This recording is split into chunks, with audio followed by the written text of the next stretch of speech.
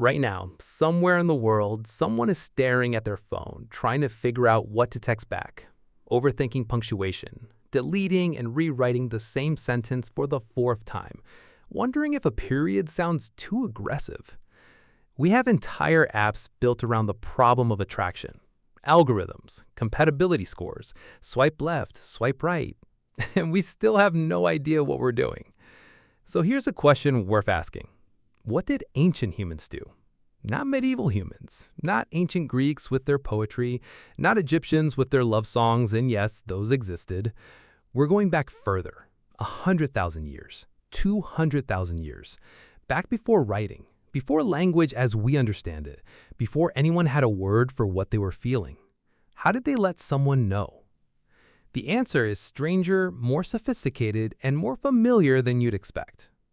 Let's start with what we assume. Most people, when they picture early human courtship, picture something close to a nature documentary.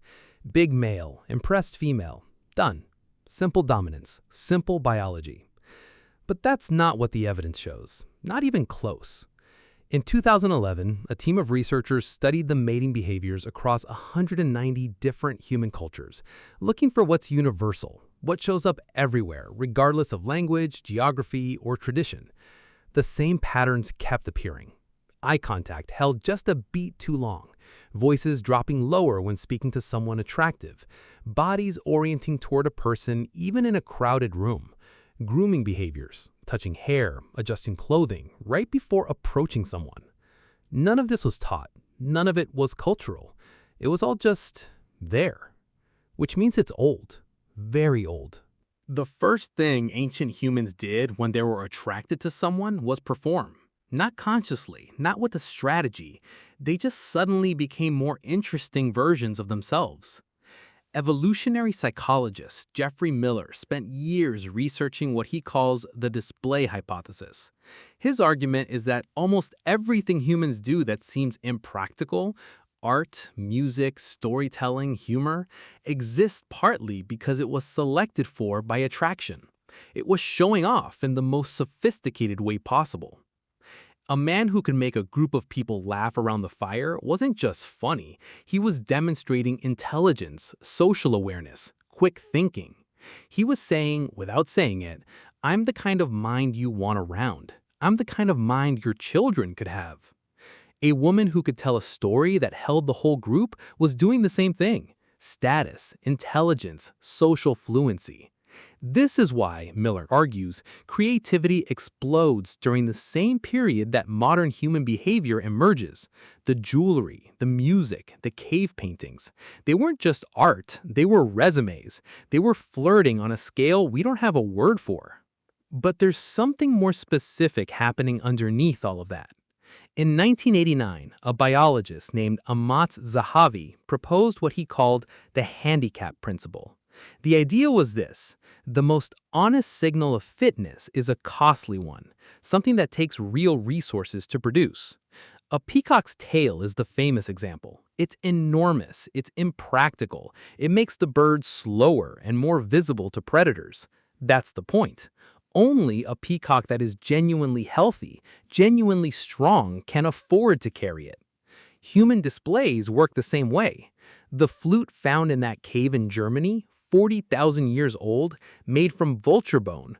Learning to play it would have taken weeks, months. That's time not spent hunting, not spent gathering, not spent on survival. Only someone who had enough surplus, enough competence, enough security could afford to spend that time making music. When someone played that flute around the fire, they weren't just making sound. They were saying, I'm so capable that I have time left over to make something beautiful. That is attractive. That was always attractive. Now, here's where it gets interesting. We know ancient humans used ochre, a red-orange pigment made from iron oxide, for at least 300,000 years. We find it everywhere, on tools, on shells, on bodies. And for a long time, researchers assumed it was purely symbolic, ritual, spiritual. But in 2020, anthropologist April Nowell published research suggesting something more immediate.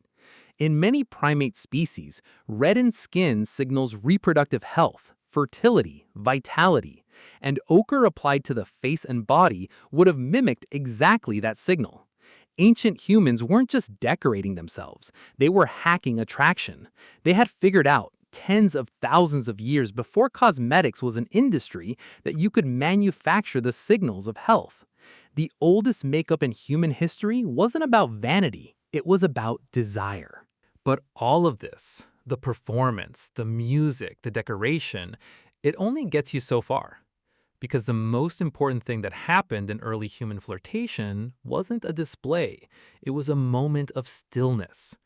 Robin Dunbar, the anthropologist who discovered the 150-person social group limit, also studied what he calls social laughter. Laughter that isn't about something being funny, but laughter as a bonding mechanism, a signal of synchrony, of trust. Couples who laugh together more, he found, report higher relationship satisfaction. Laughter releases endorphins. It mimics the same neurological state as physical touch.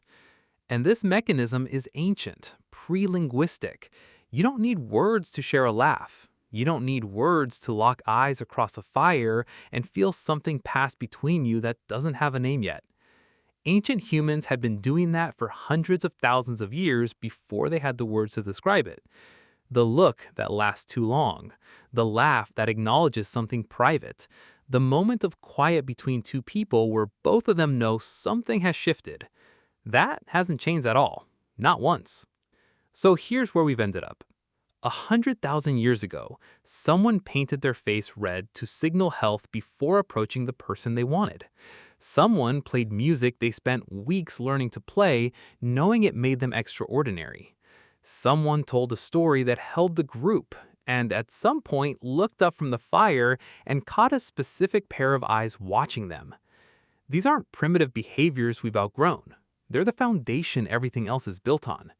Every perfume ad that promises vitality, every comedian who finds their confidence on stage, every person who shows up somewhere new and is slightly more interesting than they usually are. The handicap principle, the display hypothesis, ochre on stone. And here's the part nobody talks about. We keep building new technologies to solve the problem of attraction. Better apps, better algorithms, better ways to signal, to filter, to match. But the research consistently shows the things that work haven't changed. Humor, creativity, the willingness to be genuinely present with another person, the look that lasts a beat too long. We spend 200,000 years developing those instincts, and somewhere underneath all the apps and the overthought text messages and the punctuation anxiety, they still work exactly the way they always did.